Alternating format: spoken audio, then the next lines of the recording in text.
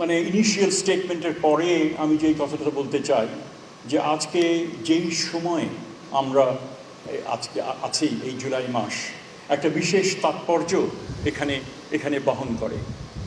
জুলাই মাস আমাদের একটা বিশেষভাবে জাতীয়ভাবে আমাদের একটা গুরুত্বপূর্ণ মাস, এবং যতদিন বাংলাদেশ থাকবে এই জুলাই মাস অবশ্যই আমরা অবজার্ভ করব, আমরা কমেমোরেট করব। কেন করব?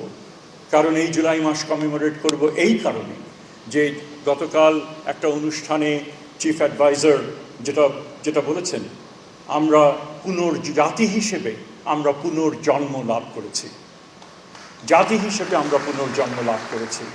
আমি নিজে বলতে পারি যে আমি এই কথাটা সব জায়গায়, যে জায়গায় যাই সে জায়গায় আমি এই কথাটা বলি, সেটা হচ্ছে যে আমরা যে নাগরিক, সেটা কিন্তু আমরা নিজেরা সেই নাগরিকত্ব আমরা সমর্পণ করেছিলাম একটা ফ্যাসিবাদী রাষ্ট্রের কাছে।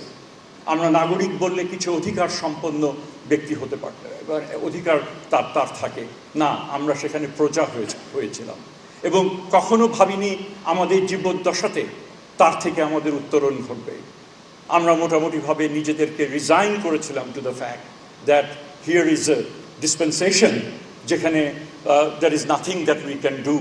এই যে গুম, বিচার বহির্ভূত হত্যাকাণ্ড, এই যে আয়নাঘর, এই যে হাইজ্যাক করে নেওয়া ইলেকশন, পত্রপত্রিকায় যেভাবে রেডিও টেলিভিশন টক শোতে এই যে একচ্ছত্র আধিপত্য, যে একটা বিশেষ বয়ানের, তার বিপরীতে আমরা যারা ভাবতাম যে আমরা নাগরিক হিসেবে তো আমরা কথা বলার অধিকার রাখি, কিন্তু আমাদেরকে সেই ভাবনাগুলোকেও আমরা সেখানে করতে পারি।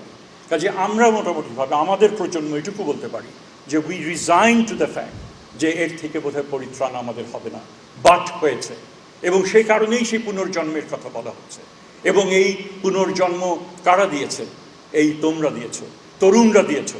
তোমরা ঐক্যবদ্ধভাবে তোমরা নতুন এক বাংলাদেশের আবার যেই প্রসঙ্গটা যেটা এসছে, দায়